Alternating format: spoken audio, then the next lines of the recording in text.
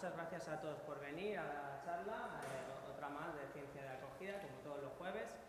Hoy viene a hablarnos un químico que es científico del CSIC, es químico de los buenos, ¿verdad? Bueno, También hay de los no, malos. no, Es Bernardo buena Radón, persona, buena más que persona, buen científico. y buen químico también. Bernardo Radón, que viene a hablarnos de tres químicos muy ilustres, ¿no? Y algunas cosas de más. Enrique Moles, Miguel Catalán y Antonio Medina Beitia.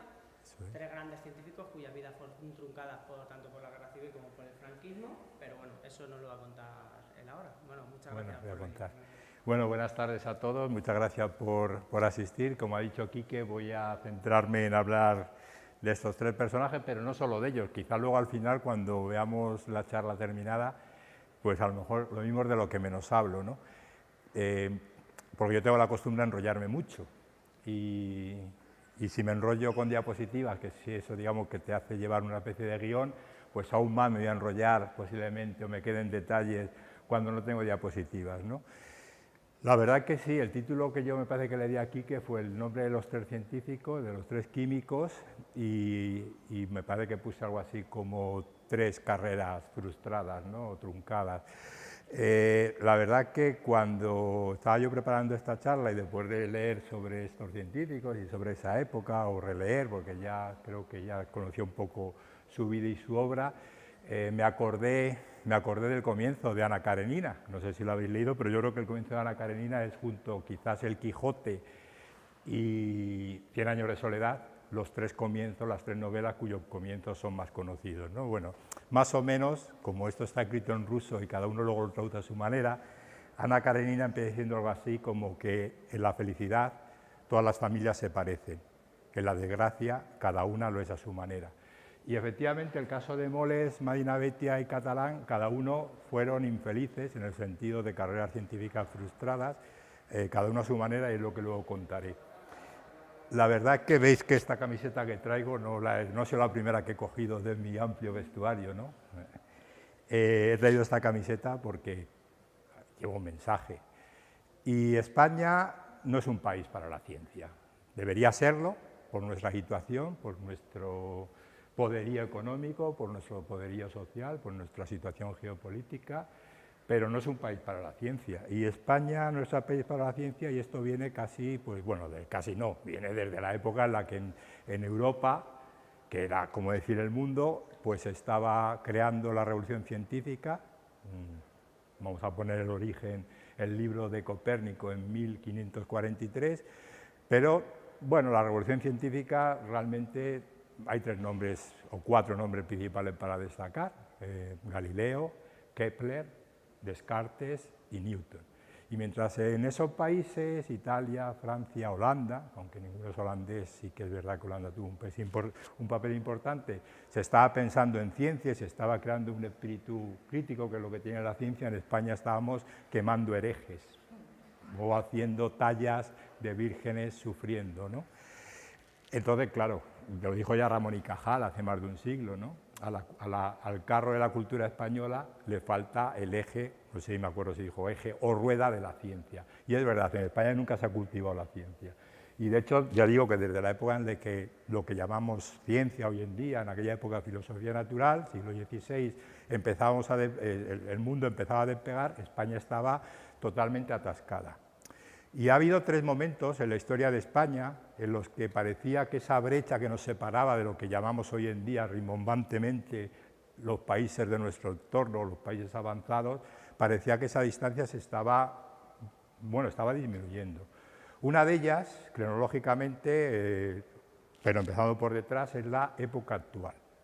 Ahora mismo España sigue estando retrasada en ciencia, aunque nos quieran vender desde algunos anuncios del gobierno que no, que España tiene una gran ciencia. No, España está retrasada.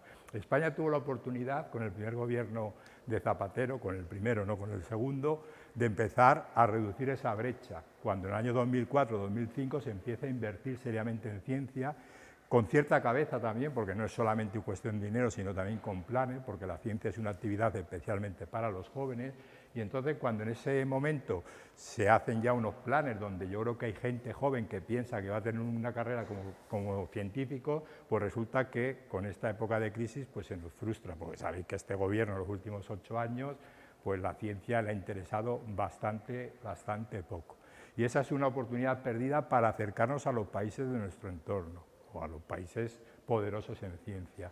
Esa es la tercera cronológicamente. La primera cronológicamente fue en el siglo XVIII, en la época de la Ilustración.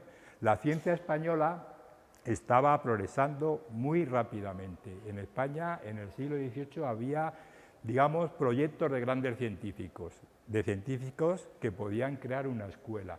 Bueno, pues llegó, después de la guerra, esa mal llamada Guerra de la Independencia, la guerra contra los franceses, llegó el rey Borbón, Fernando VII, y todo aquello se acabó. Y España perdió el tren de la ciencia que supuso el siglo XIX. El siglo XIX los historiadores consideran que es el siglo de la ciencia, es realmente el siglo en el que se empieza a desarrollar la ciencia moderna que conocemos hoy. Se empieza a desarrollar la ciencia con un objetivo que es, por supuesto, seguir aumentando el conocimiento científico, pero también contribuir al bienestar de la sociedad. Y la tercera, segunda cronológicamente, pues viene frustrada por este periodo que muy bien describe esta exposición. El periodo que empieza, por desgracia, con el golpe de Estado, la rebelión militar del 17 de julio, los libros dicen 18, pero el 17 de julio se habían levantado tropas en Marruecos, 17 de julio que luego pues, capitaneó o comandó el general Franco, que no es que fuera una guerra civil, que lo fue, es que fue una guerra de exterminio. Afortunadamente, hoy en día los historiadores de los historiadores en general se están dando cuenta y están empezando a reconocer algo que costaba, incluso en la época esta de la transición española, que Franco fue un cabrón. Y lo digo y se está grabando, porque pudo ganar la guerra en año y medio, pero él quiso exterminar, o sea, quiso que la gente, no es que perdiera la guerra, que la gente sufriera. No sé si habéis visto un documental que acaban de echar en Discovery Más sobre la Guerra Civil Española en color. Pues ahí es de las pocas veces que yo he oído decir en televisión que efectivamente, que lo que hizo, por ejemplo, con los bombardeos de Barcelona o el asedio a Barcelona no tiene nombre, porque ya que ha conquistado Barcelona o recuperado Barcelona en muy poco tiempo, pero prefirió desviarse hacia Valencia para hacer sufrir y que la gente literalmente se muriera de hambre en Barcelona. Fue un castigo a la población española, aquello. Y claro, como ahora os contaré, uno de los que tenían más ojeriza, estos militares que dieron el golpe de Estado, luego guerra civil, pues fueron a estos científicos, muchos aquí representados, que trabajaban para la JAE. A finales del siglo XIX, España sabéis que empezó a perder colonias y entró una crisis profunda. Sin embargo, en aquella época empezó a surgir una generación de científicos, bueno, que de hecho algunos, como Laín Entralgo, pues ha denominado la generación de los sabios. No está tan claro que merezca la pena que se merezcan ese calificativo, ¿no? A mí me gusta usarlo. Y desde el punto de vista científico, esa generación de los sabios tiene 4 figuras principales. 4 figuras principales que, por su valía de científicos, pero no tanto por eso, sino por lo que representaban para la sociedad. El más antiguo de todos, o el más mayor de todos, es José de Echegaray. José de Echegaray era profesor de matemáticas, de física matemáticas, no hizo una investigación original ni en matemáticas ni en física, pero sí que fue un buen docente y modernizó la enseñanza de las matemáticas en España. José de Echegaray, sabéis que recibió el premio Nobel, pero de literatura. Una cosa que a veces en España podemos presumir de que las sociedades científicas españolas, las de física, química y matemáticas, las fundó un premio Nobel. Uno de los pocos casos, si no el único, que ocurrió en el mundo, ¿no? Porque la mayoría se fundaron antes, ¿no?, de que hubiera el premio Nobel, pero no era un premio Nobel científico. El segundo, cronológicamente, es don Santiago Ramón y Cajal. Y Santiago Ramón y Cajal recibió el premio Nobel en el año 1906. Para mí, Santiago Ramón y Cajal es el español más importante que nunca ha nacido en este país, por encima, por supuesto, de Goya, Velázquez, Picasso o Cervantes, aunque admiro mucho a estos 4 que acabo de mencionar. Pero es un milagro de España. Pero pensar que en el año 1906 España recibe un premio Nobel científico, de hecho es el único premio Nobel español, porque yo creo que Ochoa no podemos considerarle premio Nobel español, de hecho no figura como tal en los registros de la Fundación Nobel, ¿no? Y en el año 1906 España le ganaba a Estados Unidos en premios Nobel científicos, porque Estados Unidos no recibió el primero suyo hasta el año siguiente con Michelson en física, ¿no? Es decir, que España era una potencia mundial en ciencia en el año 1906. Digo estas fechas porque conviene situarnos en el entorno, ¿no? Una tercera figura es la de Leonardo Torres Quevedo. Aún, yo no he tenido la suerte de estar allí, pero aún parece que funciona el funicular de las cataratas del Niágara. O sea, Leonardo Torres Quevedo fue un genio de la ingeniería, un caso también un poco aislado de lo que era la cultura y la ciencia y la tecnología española, pues también fue una de esas figuras de lo que se ha llamado la generación de los sabios. Y el cuarto es un químico, farmacéutico, biólogo, es José Rodríguez Carracido, el padre de la química orgánica en España. Yo soy químico orgánico, por eso me gusta destacarlo, pero José Rodríguez Carracido fue un gran personaje en su época. Era una persona que ocupó todos los puestos que uno se puede imaginar: profesor, rector en la vida académica, polemista, conferenciante, político, senador, de todo fue. Bueno, el caso es que en aquella época en España ya parecía que había un germen bueno para la ciencia con estas cuatro grandes figuras. Había otras, evidentemente, podemos mencionar a Menéndez y Pelayo, podemos mencionar a Menéndez Pidal, todos en artes y humanidades, ¿no? Pero vamos a mencionar a estos cuatro, y con esos cuatro, desde el año 1900, el gobierno de turno, que sabéis que en aquella época se cambiaba de gobierno casi más que de camisa, pues en el año 1900, digamos que hay un compromiso de empezar a crear una serie de becas, de ayudas, para que los jóvenes, o no tan jóvenes, científicos españoles se marchasen a estudiar o a hacer una investigación normalmente breve en el extranjero, en lo que se llamaban pensiones.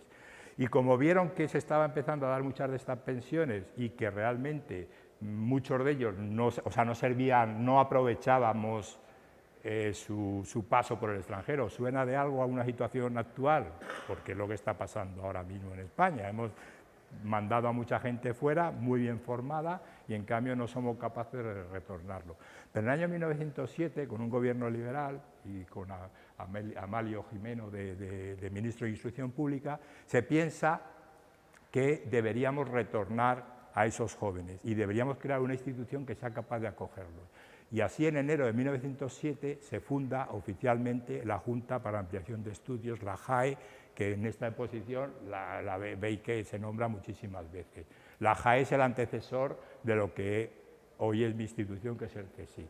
Bueno, pues la JAE se fundó en 1907, oficialmente. Su primer presidente fue, como no podía ser de otra manera, Santiago Ramón y Cajal, al que le habían ofrecido ser ministro unos meses antes, pero Cajal prefería tener un puesto como presidente, aunque sabía que iba a ser un puesto más bien honorífico de presidente de la JAE, que no ministro. O sea, fijaos lo que pensaba Cajal, y se apoyó principalmente en una persona muy activa, con las ideas muy claras, que era Santiago Castillejo, secretario de la JAE. Y Santiago Castillejo tenía una formación krausista, o sea, seguidor de Krauss, no Alfredo, sino Krauss, un pedagogo alemán que proponía un método de enseñanza, que si luego queréis, luego en la discusión hablamos un poco de los detalles de lo que era el método de enseñanza, que aquí en España se llamó Institución Libre de Enseñanza, que es anterior a la creación de la JAE. La ILE, como la voy a llamar a lo largo de esta charla, pues la ILE fue realmente creada por Francisco Giner de los Ríos, también pedagogo y también una persona que tenía un interés por la enseñanza igualitaria entre sexos. No había distinción entre enseñanza a chicos y a chicas, por supuesto laica, con formación en idiomas, bueno, una formación que podríamos llamar muy moderna para lo que es, para lo que era la época. Bueno, se crea la JAE, y la JAE está desde el primer momento asociada a la Institución Libre de Enseñanza. Pero la derecha, cuando estoy hablando del Partido Liberal y hablamos del Partido Liberal como partido de izquierdas dentro de la España de entonces, pues bueno, podéis imaginar cómo era el partido de la derecha, es decir, los conservadores de Maura y gente así, ¿no? Bueno, pues la ILE era, digamos, su bestia negra. No querían a la ILE para nada, porque pensaban que eran, bueno, pues eso de meter a las mujeres y dar a las mujeres el mismo trato que a los hombres, pues os podéis imaginar que no gustaba a ciertos sectores de la sociedad española. Y desde el primer momento la JAE cayó mal a la derecha. Y de hecho España tuvo la desgracia de que pocos meses después de que se firmase el acta de fundación y el decreto, el Real Decreto, por el que se creaba la JAE, hubo un cambio de gobierno y entró a gobernar Maura, y su ministro de Instrucción Pública es Rodríguez Sampedro, que sabéis que en Madrid, yo creo que todos sois de Madrid o conocéis Madrid, Rodríguez de Sampedro tiene una calle importante en el barrio de Argüelles, y yo digo, ¿y cómo es que Amalio Gimeno, el que promovió la creación de la JAE, o Castillejo no la tiene? Bueno, pues Rodríguez Sampedro tiene una calle en Madrid, y Rodríguez Sampedro abortó cualquier desarrollo que se hiciera de la JAE. Conclusión, la JAE estuvo 3 años existiendo, pero no operativa, y no fue hasta el año 1910 cuando vuelve a gobernar, o hay un gobierno de coalición en el que el conde Romanones es el ministro de Instrucción Pública, conde Romanones liberal, a pesar de ser aristócrata, y relanza la JAE. Y la JAE empieza a funcionar en el año 1910.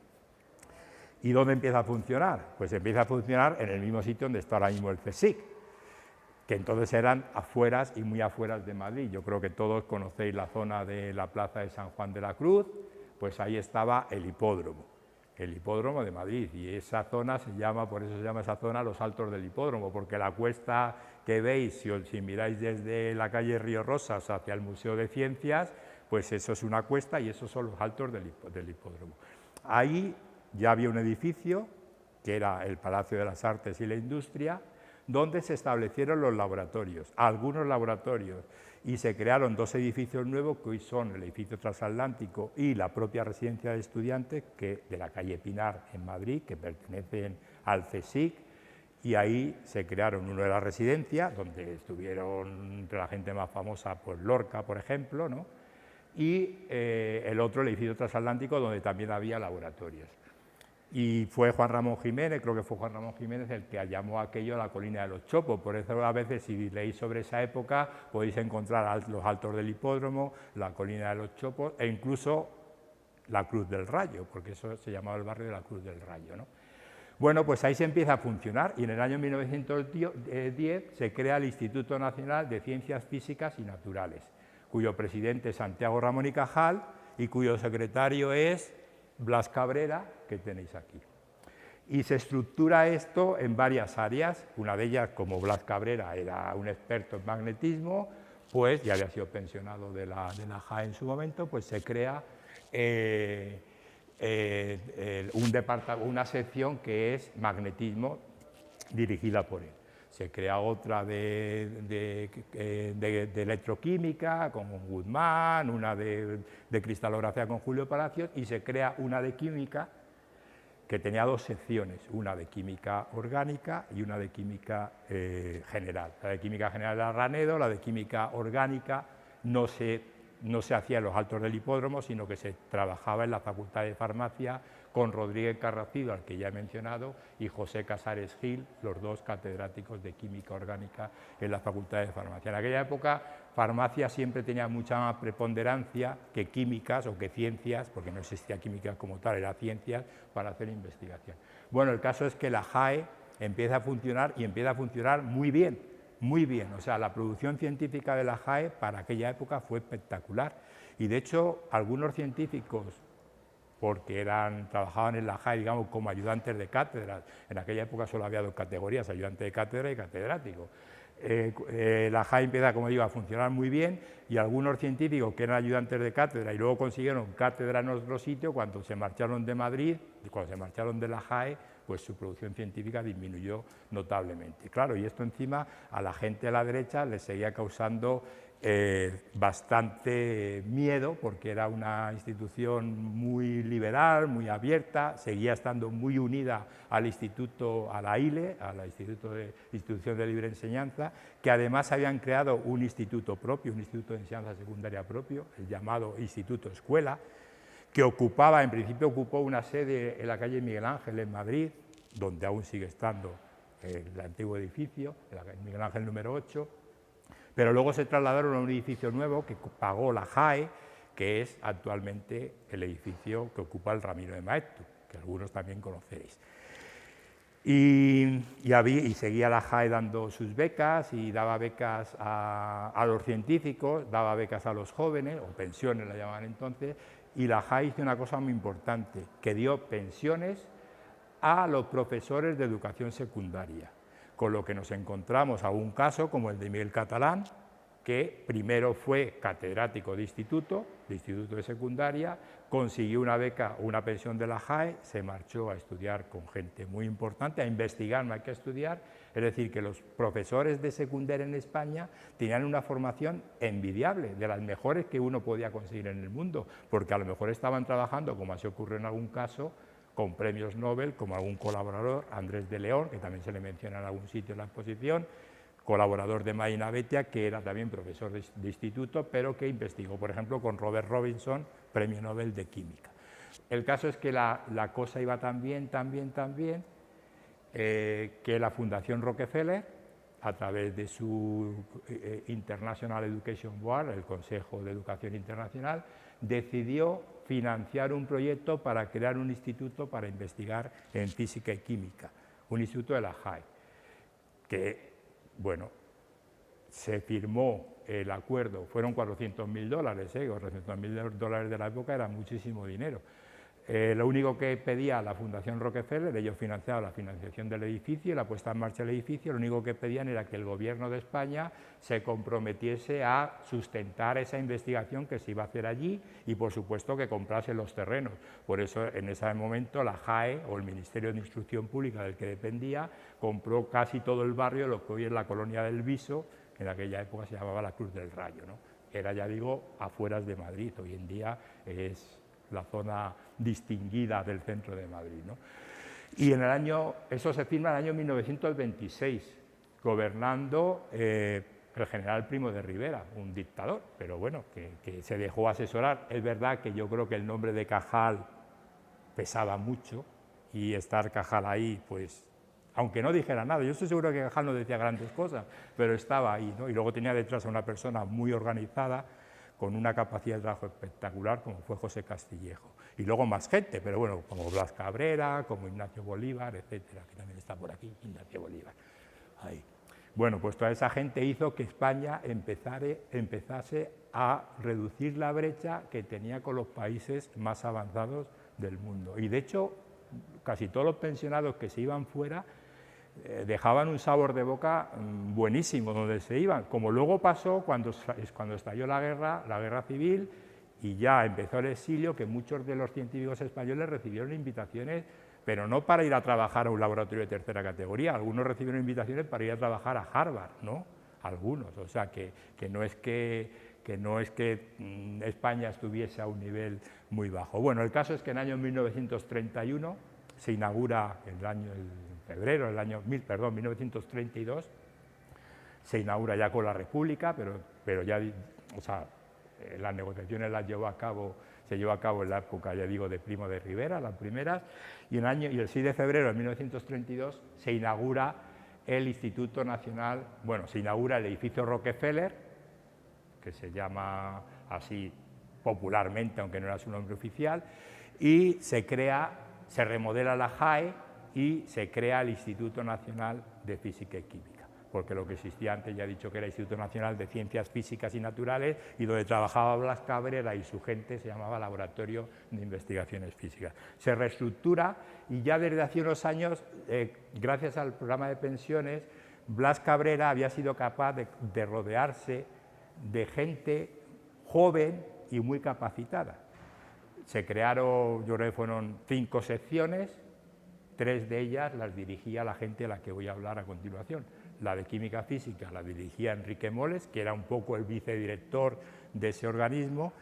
La de Química Orgánica la dirigía Juan Medina Betia. La de Espectroscopía Atómica, Molecular y Espectrografía la dirigía Miguel Catalán. Recordemos que Miguel Catalán era profesor de educación secundaria, pero en el año 34 llegó a ser catedrático de la Universidad Central en esa materia de la que él era un experto mundial. Bueno, ya digo que en aquel momento la ciencia, la física y la química española tenían un nivel que no era para nada menor del que uno podía ver en el resto del mundo. Evidentemente que o sea, nos faltaba aún una masa crítica, ¿no? Teníamos gente muy buena, pero eran pocos aún en comparación con lo que podía haber en Inglaterra o en comparación con lo que podía haber en Francia o en Alemania o incluso en Suiza, un país mucho más pequeño. Pues España tenía poca gente. Pero eso sí que era el germen de lo que luego podía haber sido en generaciones futuras un desarrollo espectacular de la ciencia. Por supuesto, todo esto se fastidió el 17-18 de julio de 1936, en esos casi tres años de guerra civil, porque todas las guerras son muy malas, ¿no? Pero una guerra civil, y además, como he mencionado antes, esta guerra civil española fue especialmente cruel, pero una guerra civil es una cosa especialmente chunga, porque, hombre, de pronto te encuentras separados de tus amigos, de tus compañeros de trabajo, de tus familiares. El hecho de que la guerra civil fuera el 18 de julio o 17, yo creo que no fue baladí. O sea, evidentemente los militares planificaron muy bien la cosa. De hecho, creo que la película de Chávarri, que yo no me acuerdo casi de ella, pero y también la de Fernando Fernán Gómez, tanto las largas vacaciones del 36 o las bicicletas son para el verano, un poco tratan lo que ocurrió por ser el comienzo de la guerra civil en el verano, cuando además los nacionales, los fascistas, sabían que iban a conquistar o reconquistar o hacerse dueño de muchas plazas, como llamaban plazas en el sentido militar, muchas ciudades, muchos lugares, muy rápidamente. ¿Por qué? Porque ellos tenían el control del armamento, los militares, el apoyo de Alemania, que no hay que olvidar que Alemania usó la Guerra Civil Española como ensayo de lo que iba a ser la Segunda Guerra Mundial. O sea, sí se puede decir que en España a la República le ayudaron las brigadas internacionales, pero yo creo que no es comparable los aviones estos que bombardearon Guernica con lo que nos pudieron prestar los rusos, que no tenían la capacidad que tenían los alemanes. Bueno, el caso es que se hizo así y, de hecho, uno de los protagonistas de nuestra historia, que es Miguel Catalán, le pilló en Segovia, en San Rafael, veraneando con su familia. Y claro, es que si te pillan en zona nacional o zona, como llamaban ellos, zona roja, zona republicana, zona leal al régimen establecido, pues te tienes que apuntar a ello, porque o cruzas las líneas y si tienes familia no te vas a apuntar a las líneas. En aquel momento Miguel Catalán tenía 41 años, bueno, no está para hacer aventuras, ¿no? Bueno, y merece la pena hablar, como he dicho antes, son tres figuras, voy a hablar brevemente y luego ya queréis algún detalle de su biografía. Voy a empezar por el mayor de los tres, Enrique Moles.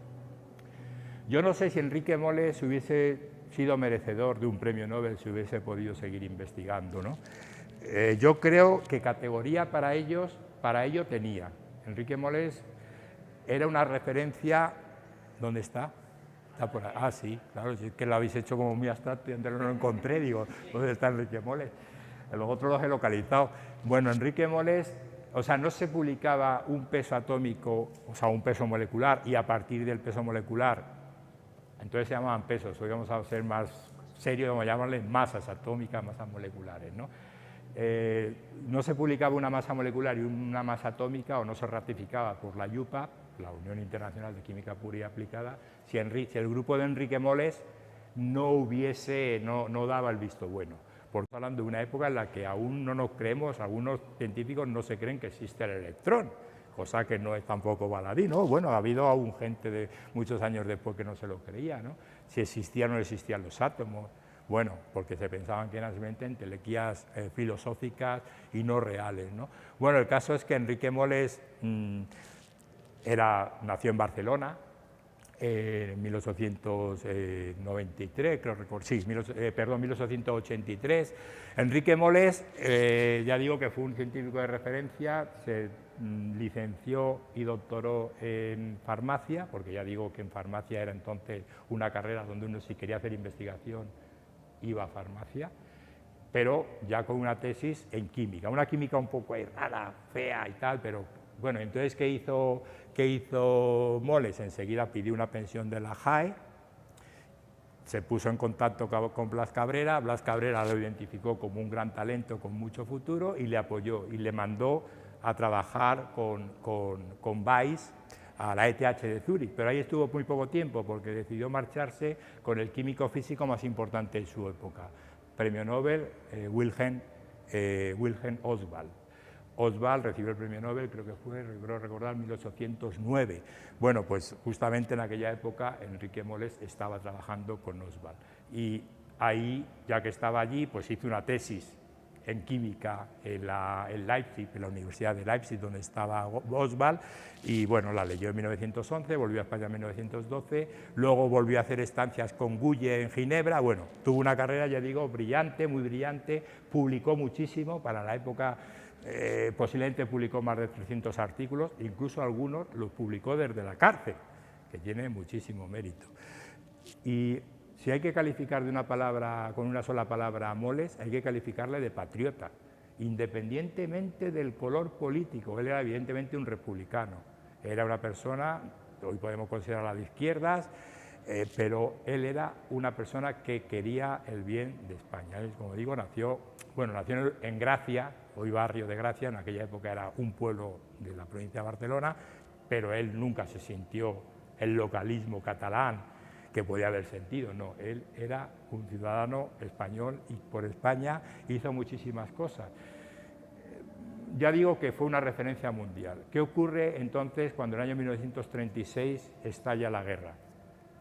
Él era el segundo de ese Instituto Nacional de Investigaciones, del Instituto Nacional de Física y Química, porque ya había muerto Cajal murió en el 34, y el presidente, el director del instituto era Blas Cabrera, y él era el segundo. A Blas Cabrera le pilla la guerra en Santander, en un curso de verano, y Blas Cabrera no tiene más que emigrar, porque encima Santander, como ellos consideraban, los fascistas consideraban que Santander era el puerto de Castilla, el glorioso puerto de Castilla, pues rápidamente tomaron Santander, ¿no? De hecho, en Santander ahí creo que aún existen estatuas de Franco y avenidas dedicadas a Dávila y a gente así, ¿no? Y entonces Enrique Moles tiene que asumir la dirección del instituto. Encima era asesor de la fábrica de la Marañosa, que hoy en día aún sigue siendo la fábrica donde se fabrican o se estudian los explosivos del ejército. Él fue director general de pólvoras y explosivos, pero fue un cargo porque es que en Madrid no quedaba nadie más. Pero Enrique Moles, que entonces además era vicerrector de la Universidad Central, que aún no se llama Complutense, Universidad Central de Madrid o Universidad de Madrid, tenía como misión crear los laboratorios nuevos de la universidad, o sea, los edificios nuevos, porque en aquella época se había empezado a planificar la construcción de la nueva ciudad universitaria. Y entonces él abandonó Madrid cuando no le quedó más remedio abandonar Madrid, porque ya estaba todo el mundo fuera de Madrid, se marcharon primero a Valencia, luego a Barcelona. Claro, él al acabar la guerra civil, pues como tantos otros, como miles de personas, abandona España por la frontera de Portbou, se va a Francia, en Francia trabaja un tiempo en París. En Francia querían que se quedase en París como profesor, pero en el año 41 alguien le engaña y le dice en el año 41, oye, que el gobierno de Franco quiere rescataros a todos los cerebros que estáis emigrados y si no tenéis delitos de sangre podéis volver. Y entonces este hombre se fía de su palabra, él en Francia pensó en Francia él se dio cuenta de que en España, en la zona en todos los embalses, que entonces había ya embalses, no los hizo todos Franco, pero en el Duero había muchos embalses donde se usaban para producir electricidad, que se mandaba para Francia. España entonces era exportadora de electricidad a Francia, no como ahora. Y claro, él pensó, pero bueno, ¿cómo es posible que esto ocurra? Lo que tendríamos que hacer es aprovechar esa electricidad que estamos creando nosotros en el cauce del Duero y sus afluentes, y lo que vamos a hacer es crear una industria electroquímica allí donde generamos la electricidad. Y eso lo escribió y ya digo que era un hombre tan activo que escribía en cualquier sitio, hasta en la cárcel. Bueno, el caso es que él vuelve a España en el año 41 pensando que le iban a rehabilitar o que le iban a dejar trabajar, y tiene allí en Irún 2 guardias civiles, o 3 o 5, yo creo que yo leí que eran 2, lo escribió su discípulo Pérez Vitoria, 2 guardias civiles esperándole. ¿Usted quién es? Enrique Moles. ¿A qué viene a España? Pues a esto. ¿Quiénes son sus referencias? Da el nombre de 2 personas que le hacen de referencia. Pues véngase usted con nosotros que le vamos a llevar a Madrid. Y le juzgan y le condenan y le meten en la cárcel de Torrijos. Entonces resulta que en Torrijos, en Toledo, está muy poco tiempo, porque se ve que dijo, bueno, pues a este hombre vamos a soltarle, pero si este hombre tiene casi 60 años, ¿qué vamos a hacer con él? Vamos a soltarle. Y resulta que algún colega suyo, que no sabemos el nombre, pero esa gente que tenía mucha envidia a la Institución Libre de Enseñanza y a la JAE, le vuelven a denunciar. Y entonces ya sí, le meten en una cárcel de estas, digamos, que serían de alta seguridad, le condenan a muerte, como a tantos otros, le conmutan como a tantos otros, porque sabéis que el franquismo condenaba a muerte y luego en un gesto de magnánima generosidad conmutaban por pena perpetua, cadena perpetua, y al cumplir los 60 años le liberan por mayor. Y la verdad es que los últimos años de Moles vivió, creo que vivió hasta como 7 o 8 años más, vivió 10 años más, creo que fueron los que vivió, efectivamente. Los últimos años de Moles fueron muy tristes, os podéis imaginar, bueno, una persona que incluso en la cárcel haya pensado por el bien de su país, incluso no le importaba ponerse a colaborar con lo que eran entonces los que mandaban en el país.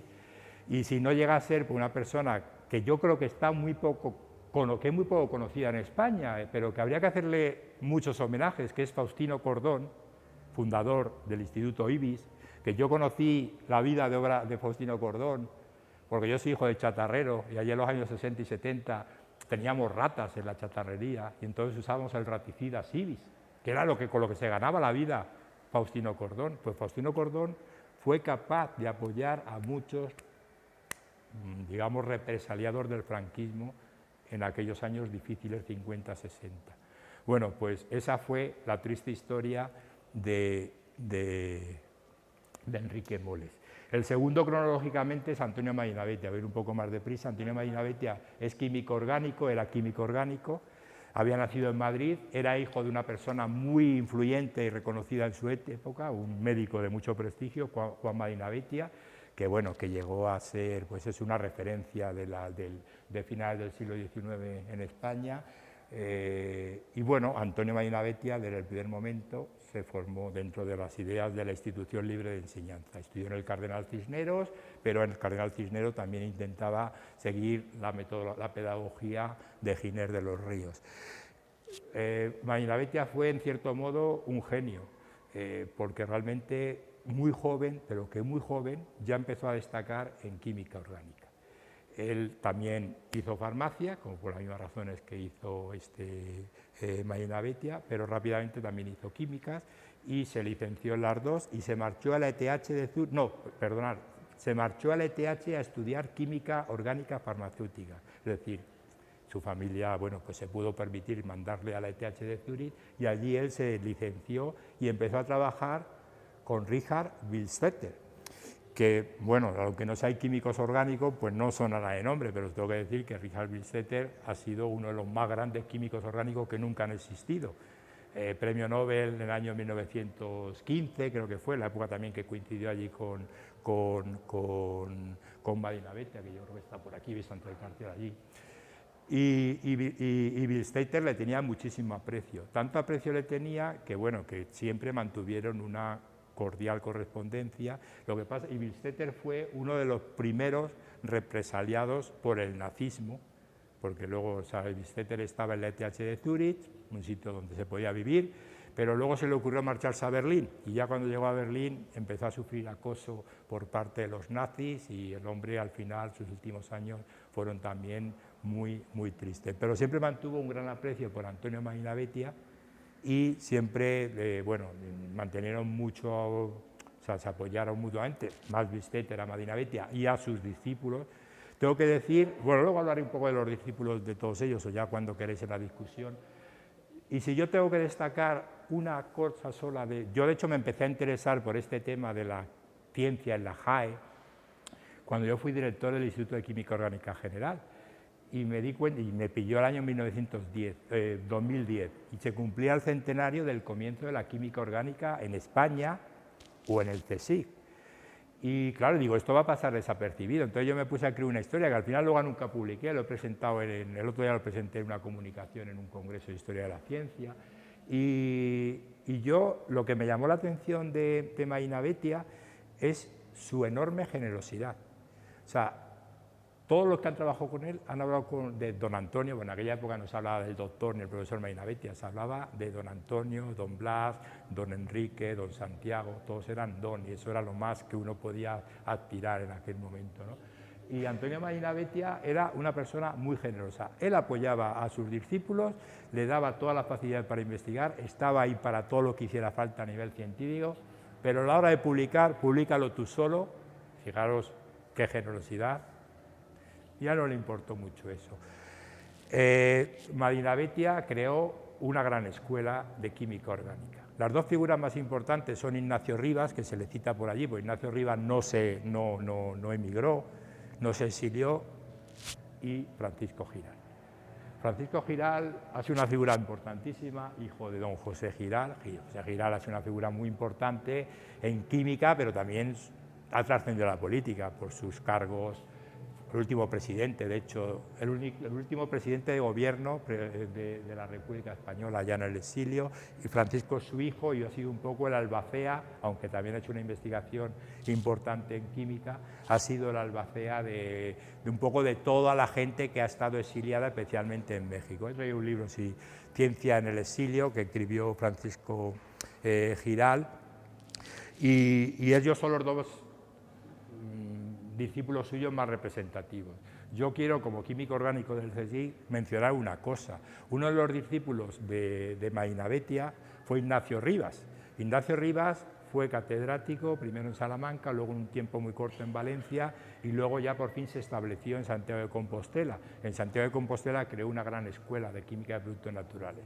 Pero la química orgánica española tenía que haber sido muy diferente si en una oposición que hay en el año 1942 a catedrático de química orgánica en la Universidad de Madrid no se hace trampa. No se hace trampa porque esa oposición la ganó Lora Tamayo, y es que está registrado, no es que no lo esté, sean suposiciones. El que tenía más currículum con mucha diferencia fue Ignacio Rivas, era con mucha diferencia el mejor químico orgánico joven de su generación. Pero como no era afecto al régimen, porque era un poquillo republicano, pues le eliminaron. No le llegaron a represaliar, pero en cierto modo tener que estar en Salamanca, Valencia y luego ya por fin en Santiago y alejarle del poder en Madrid, pues significó bastante. Y lo de ser catedrático en Madrid no es nada, no es ninguna cosa sin importancia, ¿no? Porque en aquella época el CSIC se crea, en el año 39 se crea el CSIC, mi institución, a imitación, como heredero de la JAE, pero no era heredero para nada. Se apropió de lo que tenía la JAE, por ejemplo, el Instituto del edificio Rockefeller, y lo convirtió en Rocasolano. Dice Francisco Giral que al Rockefeller le llamaban el Roque. Al Rocasolano, a mí el nombre Rocasolano es que me da grima pronunciarlo. Yo por eso siempre digo Instituto de Química Física y dejo ya lo de Rocasolano fuera. Pero al Rocasolano, si nos tenemos que mencionar el edificio, le llamamos el Roca. Roque, Roca, no hay mucha diferencia, ¿no? Bueno, el caso es que aquella oposición, aquella cátedra se la dan a Lora Tamayo, y a Lora Tamayo le encargan ser el organizador, digamos el jefe supremo de la química orgánica en el CSIC. Tengo que decir que Lora Tamayo, que tenía muy poco currículum, y además no tenía un currículum en química orgánica, tenía un currículum en bioquímica analítica, no hizo mal trabajo como digamos, responsable de la química orgánica en España, porque él se dio cuenta rápidamente de que él tenía que ayudar a la gente a formarse. Entonces, a la gente joven que estaba a su alrededor, a todos los envió con grupos muy relevantes en los años 40, 50, a formarse al extranjero. Y así la química orgánica de España no está tan mal, yo creo que no está tan mal, aunque evidentemente creo que si hoy en día mi centro se llamase, se debería llamar Centro de Química Orgánica Antonio Maina Betia o Ignacio Rivas en su defecto, y no Lora Tamayo, pues yo creo que estaríamos mucho mejor. Bueno, haciendo ese inciso, que me debió de haber, que os he dicho que yo me enrollo muchísimo. Bueno, el exilio de Maina Betia, como el de todos, empieza en Francia. Él en Francia tenía un amigo, colega, con el que había trabajado y de hecho habían realizado cursos juntos, que era Fourneau, que también se había formado con Bistetter. Y entonces A él le ofrecen también quedarse en Francia, en París, en el Instituto Pasteur, a investigar, y resulta que, bueno, él prefiere marcharse a México. Yo creo que en aquella época, al igual que ahora, el idioma les daba un poquitín de repelús aún a los españoles. Muchos sabían alemán, de hecho, Marinabeitia, su tesis se llama Zur Kenntnis der Catalase, es decir, está escrita en alemán, como podéis ver por el título, o sea, que el alemán lo dominaba, y es sobre una enzima, la catalasa, ¿no? O sea, más bioquímico que químico orgánico, ¿no? No se queda en París, se va a México, porque en México el general Lázaro Cárdenas abre los brazos a todos los emigrados españoles. Y en México pues, se crea una gran escuela de ciencia promovida por españoles. Y Marinabeitia juega un papel fundamental en el aprovechamiento de los recursos naturales mexicanos. Marinabeitia había trabajado en síntesis orgánica, es decir, preparar moléculas, principalmente con objetivo farmacéutico, pero también había trabajado mucho en productos naturales y se dio cuenta que en México había una flora muy rica y que podía dar lugar a una industria química farmacéutica importante. Otra vez, haciendo un gesto de generosidad, siempre trabajó un poco en la sombra. Evidentemente hay constancia escrita de que él estaba detrás, pero nunca quiso ni participar en empresas que se crearon. De hecho, la empresa farmacéutica más importante de toda Latinoamérica ha sido la empresa Sintes. Sintes, que sonará a lo mejor porque fueron los primeros que produjeron una píldora anticonceptiva que fue una revolución social, ¿no? Bueno, Sintes ganó mucho dinero y el promotor de todo aquello fue Marinabeitia. Pero incluso trabajar en aspectos como aprovechamiento de la sosa y del bicarbonato que se generaba al hacer la evaporación de las aguas de un lago, del lago Texcoco. O sea, trabajó en muchos aspectos y fue fundamental también en la creación de los institutos de química de lo que hoy es la Universidad Nacional Autónoma de México, que es una de las universidades latinoamericanas más importantes. Bueno, digamos que es otra faceta de un exilio. Murió en el año 74 con la tristeza de no haber vuelto nunca a España. Y el tercer caso es el de Miguel Catalán. Miguel Catalán es el típico ejemplo que podemos decir del exilio interior. Ya he mencionado que Miguel Catalán había sido profesor en un instituto de institutos. Bueno, primero era profesor de instituto en Palencia, luego cambió a Ávila, no tomó posesión, luego, porque le nombraron profesor agregado en el Instituto Escuela, que ya digo que lo creó la Institución Libre de Enseñanza, aquí en Madrid, en la sede de lo que hoy es el Ramiro de Maeztu, y Miguel Catalán es posiblemente la persona que ha hecho una contribución científica dejando aparte a Ramón y Cajal, más importante de la ciencia española, porque descubrió los multipletes del manganeso. Y diréis, bueno, no soy químico, ¿qué es eso los multipletes? Bueno, pues es un hallazgo que él hizo usando espectros, la espectroscopía atómica, y vio que el manganeso, las líneas del manganeso se desdoblaban en más de una, en más de dos, en más de tres, y con esto ¿qué demostraba? Demostraba el modelo atómico de Sommerfeld. Miguel Catalán hizo el aragonés, tercera región de España que mencionamos, también fue un genio precoz, porque con 19 años, nació en 1894, como veis ahí, en 1913 acaba la carrera y se viene a trabajar con Ángel del Campo. Luego se va a hacer un postdoc con Fowler, donde aprende, donde mejora su conocimiento en espectroscopía. Él quería haber sido a trabajar con Ernest Rutherford, pero Rutherford posiblemente tenía un laboratorio ya saturado en Cambridge, pero bueno, no le fue mal con Fowler. Es allí, en el año 1922, donde descubre los multipletes del manganeso y le invita a Sommerfeld, que no ganó el premio Nobel, pero lo mereció. A Sommerfeld a lo mejor os suena por el modelo de Bohr-Sommerfeld de la teoría atómica.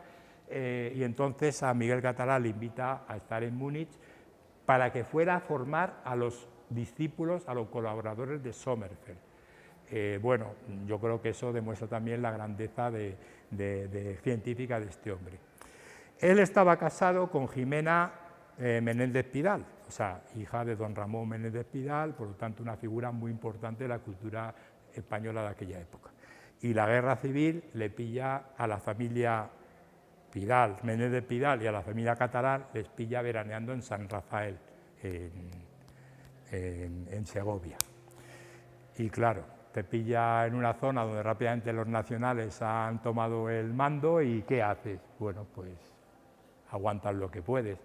aguantó pues haciendo trabajo para los fascistas, trabajo que era un servicio, un trabajo digamos técnico en un hospital, Pero se sabe hoy en día, porque ahí están los archivos para eso, que todos los informes que hacían los militares, la policía militar sobre Catalán, eran todos muy negativos, como que este tío es de izquierda, que si este tío es un mentecato, pero esta palabra la usan, un mentecato, que si este tío es un aprovechado, que este es aprovechado del suegro, que no sé qué, o sea, unos escritos que los ves hoy y te dan asco, ¿no? Porque ya digo que ha sido después de Cajal el científico español más relevante posiblemente de la historia. En el año 34, desde el año 34 era catedrático también de la Universidad de Madrid. En el año 36, por supuesto, lo único que le dejan es dar clases en el Instituto de Segovia. En aquella época solo había un instituto de secundaria en cada capital de provincia, excepto, por supuesto, Madrid y Barcelona. Y ahí sí se pasa la guerra. Él intenta, porque tiene muchas invitaciones del extranjero, marcharse, tiene invitaciones del MIT, entre otras, ¿no? No le dejan marcharse. Acaba la guerra y en el año 40, él junto a su mujer y más personas, antiguos profesores del Instituto Escuela, fundan el Colegio Estudio, donde intentan aplicar, y de hecho lo consiguen, aplicar el método pedagógico de la ILE, el método pedagógico de Giner de los Ríos. Y así vive durante muchos años, porque no es hasta el año 46 más o menos cuando a él le restituyen en su cátedra de la Universidad Central. Y bueno, ya veis que poco tiempo después murió, pues evidentemente fue otro tipo de desgracia, ¿no? Aparte, en cierto modo, bueno, es una desgracia como la de Moles, Marina Betia, pero él encima sufrió un exilio interior. Yo no sé si no le depuraron más, de depurarle más sería meterle en la cárcel, que estuvieron posiblemente a punto, quizás por ser pariente de Menéndez Pidal y porque queráis o no, estuvo trabajando para el bando nacional. Su caso es distinto a algún científico que sí que le pilló el bando nacional y que fueron, digamos, más fieles del bando nacional, como puede ser Julio Palacios, que luego Julio Palacios se dio cuenta de que con esa gente no podía estar y emigró a Portugal, pero bueno, Julio Palacios es otra historia. Yo de Miguel Catalán quiero decir quiero corregir a un importante historiador de la ciencia, digo el pecado, pero no el pecador, si luego queréis saberlo, os lo digo, que le llama continuamente Miguel Ángel, es Miguel A, pero la A es Antonio. Eso es un error, bueno, es una cosa menor, ¿no? Pero es Miguel Antonio Catalán y Sañudo, porque en aquella época se ponía la conjunción entre los dos apellidos. Y además no es físico, como los físicos nos lo quieren quitar, era químico, se licenció en química, fue doctor en química y su trabajo es de química. Quiere decir, está en la frontera entre la física y la química, porque cuando uno trata del modelo atómico, pues está en la frontera, pero es químico. Y quiero hacer ya, para terminar, mencionar a tres personas, a tres hermanas. Son, por supuesto, todos sabéis, las hermanas Barnés, Dorotea, Adela y Petra. Sí, están aquí. Aquí está Dorotea. Las tres trabajaron, cada una trabajó con uno de estos tres. Las tres, sobre todo Dorotea, creo que Dorotea hubiese sido una gran científica. Bueno, de hecho lo fue. En un momento era la única persona que en España sabía de Raman. Dorotea, la mayor de las tres hermanas, eran más, la cuarta, había cuatro hermanas. La cuarta hermana se dedicó a las humanidades, era filóloga y la vamos a dejar aparte, pero las tres hermanas mayores, por orden Dorotea, Adela y Petra, trabajaron con cada una de ellas con uno de estos científicos que he mencionado. Dorotea era sin duda alguna la más brillante de todas, también es verdad que era la mayor y tuvo más tiempo de trabajar y posiblemente tenía que haber sido una gran figura de la ciencia española, ¿no? Pero ¿qué ocurrió? Que Dorotea, al acabar la guerra, bueno, ella ya digo que trabajó con Miguel Catalán, que creo que no lo he mencionado, hizo la tesis con Miguel Catalán, y se marchó pensionada por la JAE a estudiar Raman. Raman era una técnica espectroscópica muy joven en aquella época, de hecho a su inventor, que se llama Raman, le dieron el premio Nobel, yo creo, en el año 1925 o 26, o sea, ella prácticamente estaba en la